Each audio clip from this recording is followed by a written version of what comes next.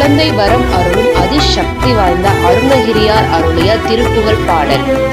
செகமாயுற்றென் அகவாழ்வில் வைத்த திருமாது கர்ப்பம் உடல் கூறி தேசமாத முற்றி வடிவாய் நிலத்தில் திறமாய் அழித்த பொருளாகி